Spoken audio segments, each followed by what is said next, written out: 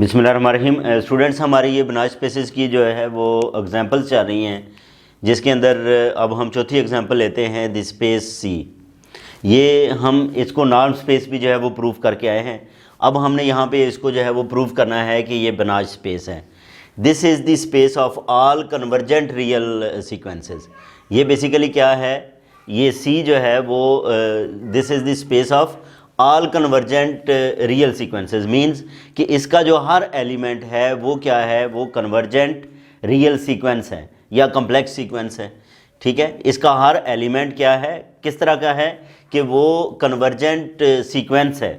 Convergent sequence का मतलब कि उसकी हर सीक्वेंस किसी नंबर को कन्वर्ज करती है जो कि उसी सेट के अंदर मौजूद है, सी के अंदर मौजूद है।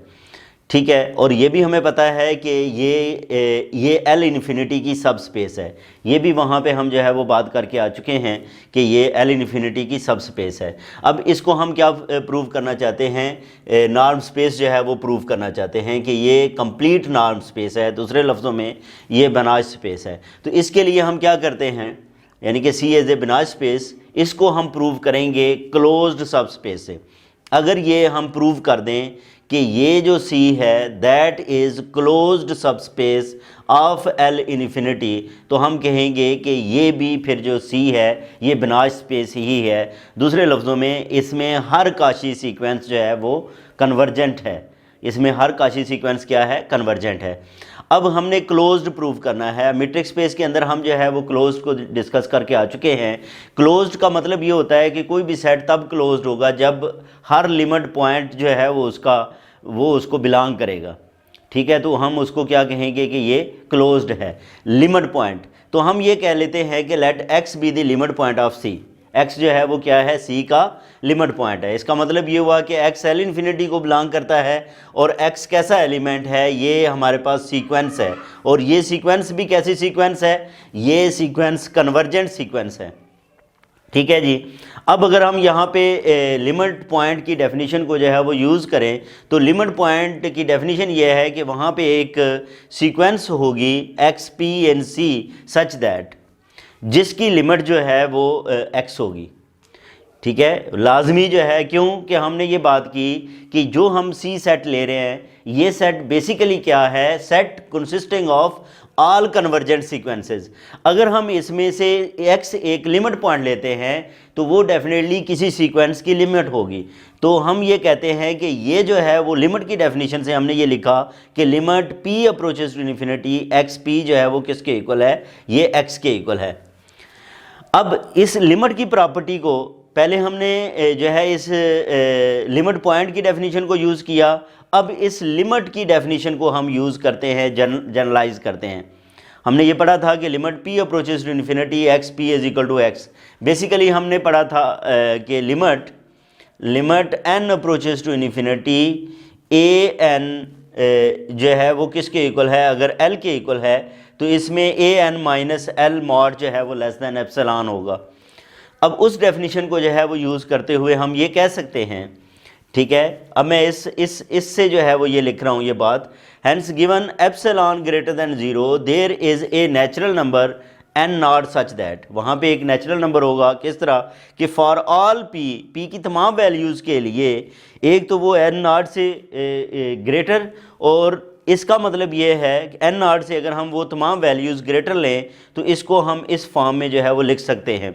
अब ये स्टूडेंट्स, ये जो एप्सिलॉन वगैरह होता है ये हमारी चॉइस पे ऊपर होता है, ये एडजस्टेबल होता है, इसको हम जो है वो अपने मुताबिक जो है वो क्या कर सकते हैं, एडजस्ट कर सकते हैं।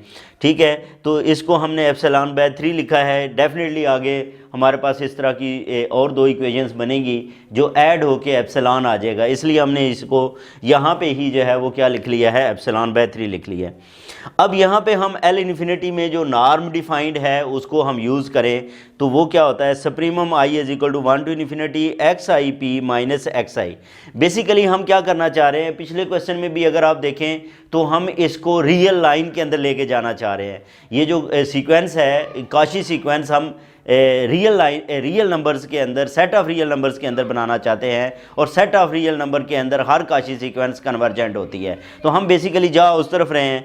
अब यहाँ पे ये supremum i is equal to 1 to infinity x i p minus x i less than epsilon by 3 हो जाएगा for all i is equal to 1 to 3।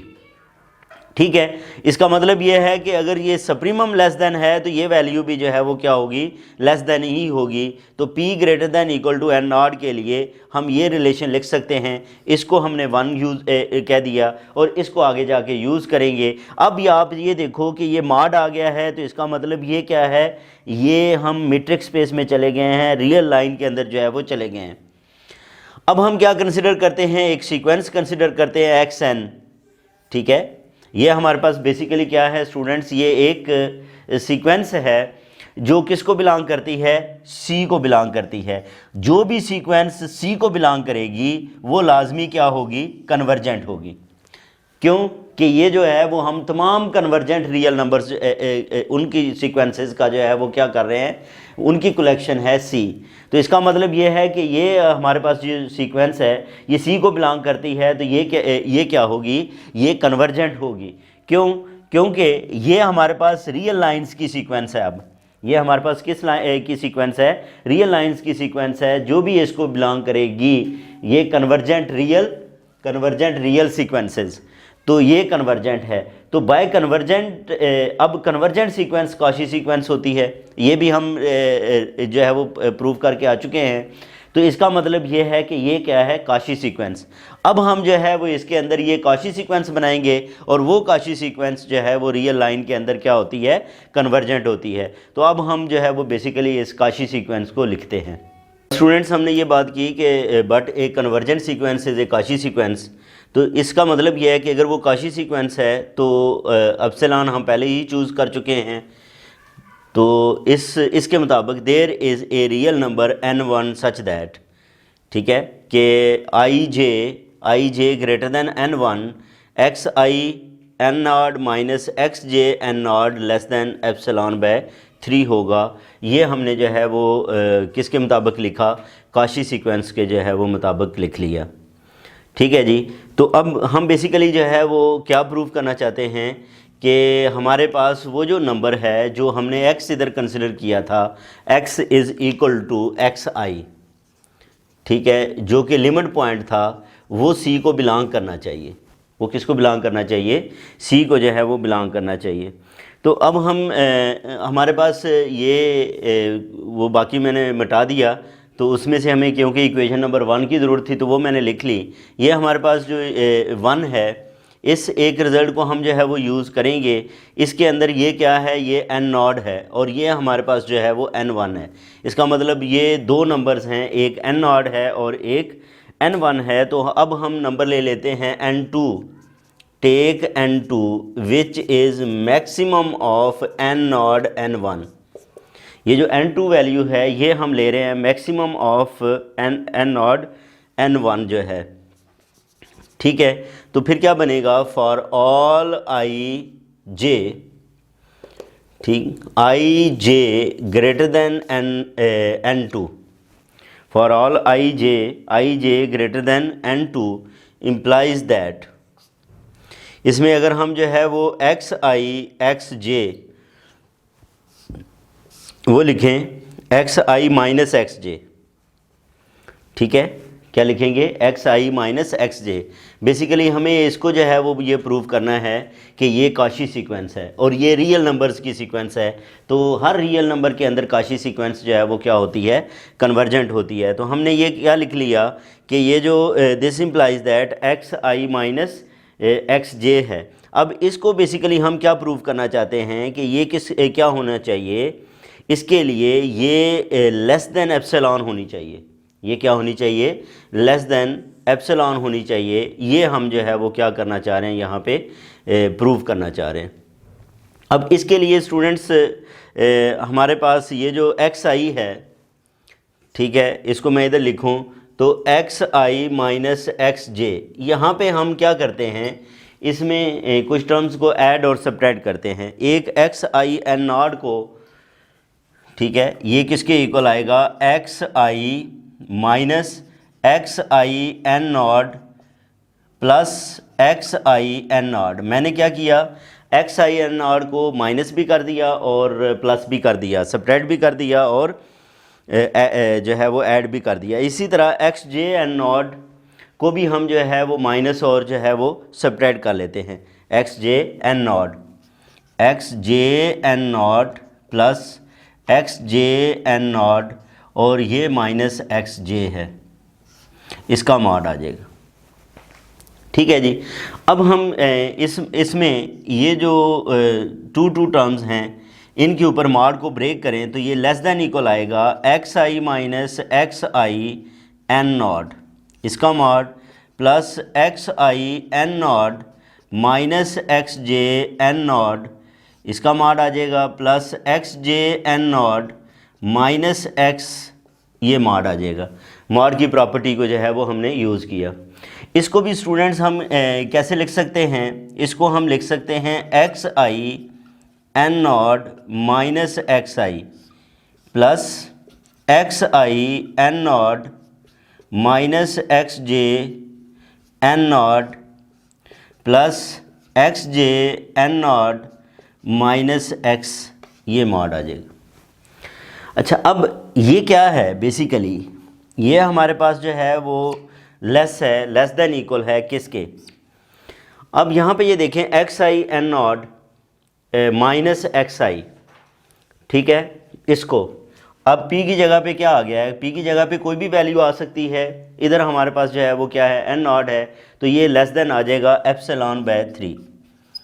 इसी तरह इसमें यहाँ से रिजल्ट आएगा x I N naught minus x J N naught, ये भी क्या है, ये भी एप्सिलॉन बाय 3 है। और इसमें ये आई हो जे हो, इट मीन्स आई और जे जो है ना वो वेरिएशंस ही हैं, तो x J N naught minus x i, ये भी क्या है, ये भी एप्सिलॉन बाय 3 है। तो इन तीनों रिजल्ट्स को अगर हम ये देखें तो ये बेसिकली क्या आ जाएंगे, एप्सिलॉन के ही आ जाएगा। इसका मतलब ये हुआ कि यहाँ पे अब हमने जो रिज़ल्ट प्रूफ किया है उसको मैं यहाँ इधर जो है वो लिखता हूँ, और वो स्टूडेंट्स रिज़ल्ट अब हमारे पास ये आया है कि for all I J greater than equal to n2 implies, ये क्या इम्प्लाई करेगा कि X I minus x J mod is less than epsilon. अब यहाँ से अगर आप देखो तो ये जो एक्स आई है ये कॉची सीक्वेंस बनती है, क्योंकि ये कॉची सीक्वेंस की डेफिनेशन आ गई। वहाँ पे कॉची सीक्वेंस में हमने लिखता थे generally x m minus x n less than epsilon, इधर भी वो एम एन आ जाता था, इधर m n greater than n आ जाता था। तो अब यहाँ पे ये हमारे पास जो है वो क्या आ जाएगा, ये कॉची सीक्वेंस है। इसका मतलब ये है 10 x I is a Cauchy sequence. ये हमारे पास स्टूडेंट्स क्या है, ये कॉची सीक्वेंस है, किसके अंदर है, ये आर में है या सी में है, सेट ऑफ कम्प्लेक्स नंबर में है, ठीक है, या फिर जो है वो सी के अंदर ये हमारे पास कॉची सीक्वेंस है। और रियल लाइन के अंदर सेट ऑफ रियल नंबर्स के अंदर जो है वो क्या होती है, क्योंकि आर और सी क्या हैं, कंप्लीट हैं, तो इनमें कॉची सीक्वेंस क्या होती है, कन्वर्जेंट होती है। ठीक है, सिंस आर और सी इज कंप्लीट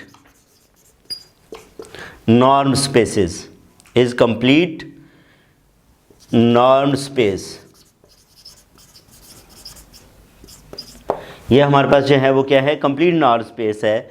तो इसका मतलब ये हुआ कि एक्स आई जो किसके इक्वल है, एक्स के इक्वल है, ठीक है, जो किसके इक्वल है, एक्स के इक्वल है, इज कन्वर्जेंट एंड हेंस इन सी, ये सी के अंदर है। क्यों कि हर कन्वर्जेंट सीक्वेंस जो है वो क्या है, इस सी को बिलोंग करती है। तो इसका मतलब ये इसको बिलोंग करती है। इसका मतलब ये हुआ कि ये जो हमने लिमिट पॉइंट लिया था, इसका हर लिमिट पॉइंट इसको बिलोंग करता है। अगर किसी सेट को उसका हर लिमिट पॉइंट उसको बिलोंग करे तो वो क्लोज्ड होता है। तो इसका मतलब ये क्लोज्ड सब स्पेस है। ये क्या है, ये L इन्फिनिटी की जो है वो क्लोज्ड सब स्पेस है। विच शोज़ दैट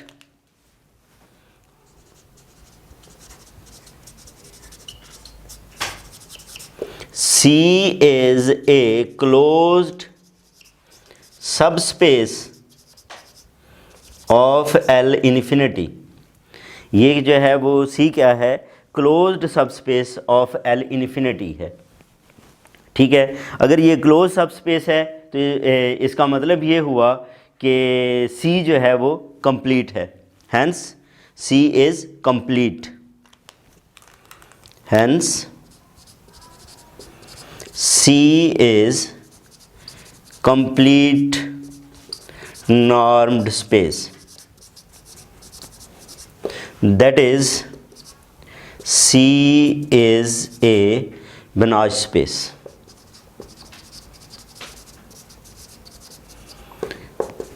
और यही हमने जो है वो स्टूडेंट्स प्रूव करना था। बेसिकली हमने क्या किया, लिमिट पॉइंट लिया और लिमिट पॉइंट को हमने कहा कि वो किसको बिलोंग करता है, हर लिमिट पॉइंट C को बिलोंग करता है। तो ये क्लोज सबस्पेस है। क्लोज सबस्पेस होने की वजह से ये कंप्लीट है और कंप्लीट होने की वजह से ये क्या है, ये बनाच स्पेस है। तो ये थी स्टूडेंट्स हमारे पास एग्जांपल। इसके बाद जो है वो नेक्स्ट एग्जांपल जो है वो हम डिस्कस करेंगे नेक्स्ट वीडियो के अंदर। अपना ख्याल रखें। अल्लाह हाफिज़।